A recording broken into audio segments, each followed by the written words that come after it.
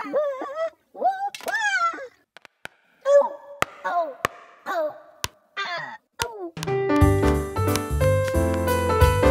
now, it's time for another Dice Tower review with Tom Vasel. Hey folks, today we're taking a look at a game called Hot Tin Roof, which I think you should not be on top of. Hot Tin Roof is a game of, I like this on the back of the box, fantastic fury feline fun. You're a crew of cats, aristocrats, no, just cats, that are on the top of a roof and you're trying to make them come together and fall in love, okay? Now this is a game designed by Leo Colovini, and he has designed some excellent games, and he has designed some games I don't like, but there's one thing I always say about Mr. Colovini, is that I never think his games are very themed. And so when I saw the Hot Tin Roof, I said, inside box, game, no theme. Let's see if I'm right on that. Here we go.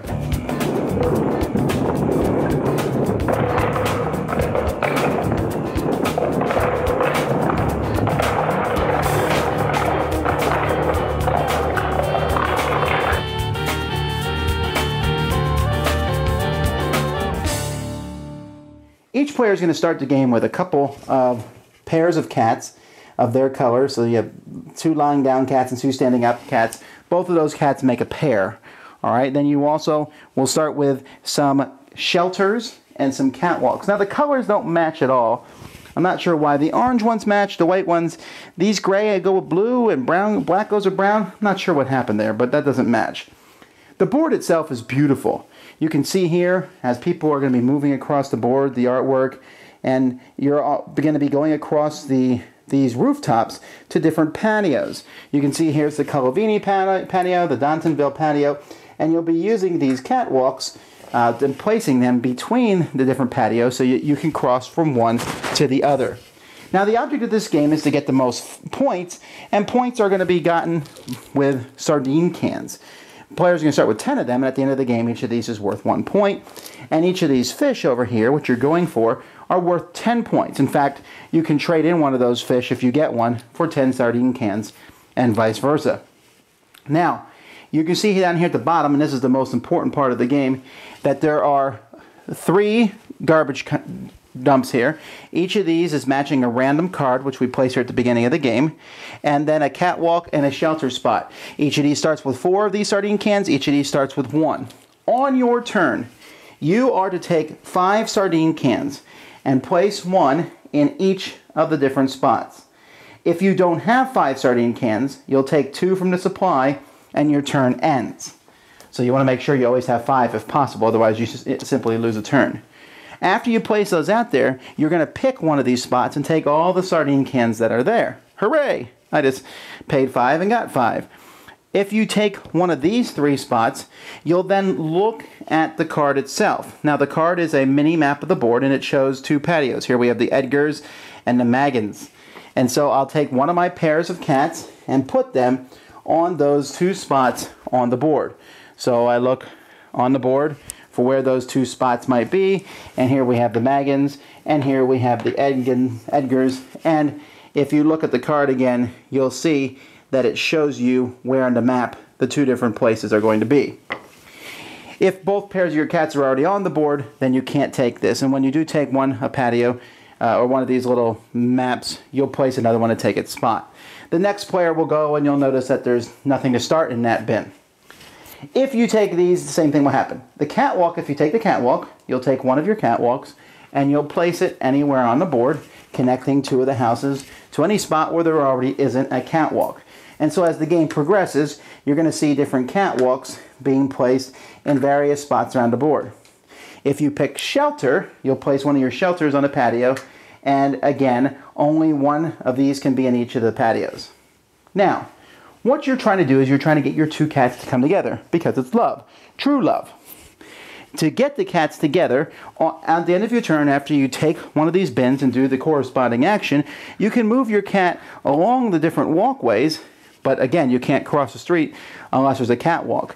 If you cross your own catwalks, no problem. But if you cross one of your opponent's catwalk, for each catwalk you cross, you have to pay them one of these tokens, which it shows by number 1 on the catwalk token. If you land while you're moving on someone else's shelter, you have to pay them 2. If you manage to get your cats together, and that's the whole point of the game, you then get to take one of these fish over here. And there's a certain number of fish over here depending on how many players are in the game. So 14 fish in a 4-player game. And when all 14 of those fish are taken, the game will immediately end. Anybody who has cats on the board that aren't together and they can't get them together right away will lose 15 points. If you can get them together right away, you don't get any points, but at least you don't lose 15. And that's how you play. You count up all your points, your sardine cans and your fish being worth 10. Whoever has the most is the winner. I guess there's a kind of a theme in this box. I wouldn't say there's no theme. But this is a medium weight game in which players are trying to connect paths as best as they can and get their cats. But there's some more back and forth than that. You have to sit there. The idea of putting down a sardine can in each spot and then grabbing one of the piles is such a great one. I love that. It's an expanded version of the mechanism found in No Thanks and other games. You know, you put some things down and you grab one, and you want to grab one that gives you a lot, but at the same time, you know, you want to grab one that might help you out. Putting out those catwalks and the shelters is a big deal too. You have 3 shelters and I think 6 catwalks, right? And so you want to get them all on the board because every time someone crosses one, they're paying you, and that's probably a way that you can win. So you have to put them in the best locations. Maybe the middle is a better location because people will cross over those. Will people go around yours just not to give you points? The game ends kind of with a bang because you're putting out catwalks, and pretty soon people can just put their cats together and go and put them together because the whole pathways have been built on the board. The board fills up quickly, and once it gets full, the game comes to a very quick close, so you have to keep your eye on that.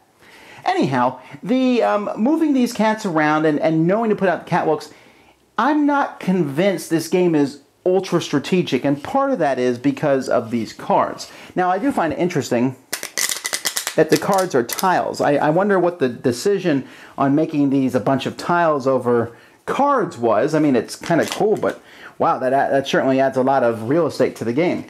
But since these are random and they're not all going to come up over the course of the game, it's possible that you put a cat out on a patio, or a shelter out on the patio, and that patio is barely used over the course of the game. People don't go there very much because of just how this is kind of random.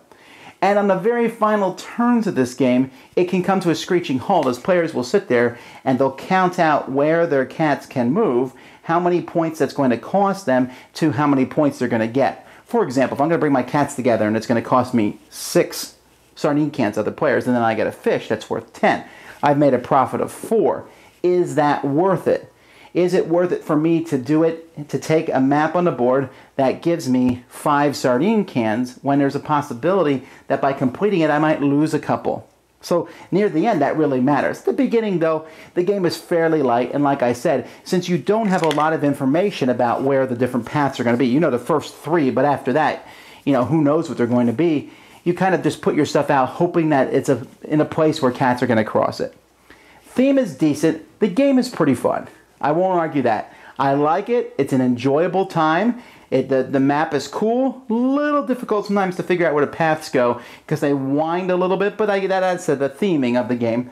I said the color of the cats and the catwalk's not matching. That's slightly problematic. And every time I cross a catwalk, I would have to pause and go, who am I giving a point to here? Happened every single time the entire games that we played. You just, like, oh, who's black? Oh, that's right, these are yours. Not a huge deal, and the game is entertaining. It's a light medium game. I think the same people who like games like Ticket to Ride and games like that will enjoy this because it's fun. It only goes with the 4 players. Would have been cool if they managed to fit a 5th player in there, but the basic mechanism of putting down a sardine can each and then grabbing a pile and taking that action is a good one. Is it good enough to carry this game? I think it is, and if you like that idea, then you'll like Hot Tin Roof.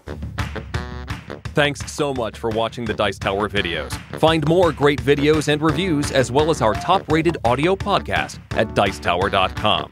You can also find other great shows at Dicetowernetwork.com. I'm Eric Summerer, and you've been watching The Dice Tower.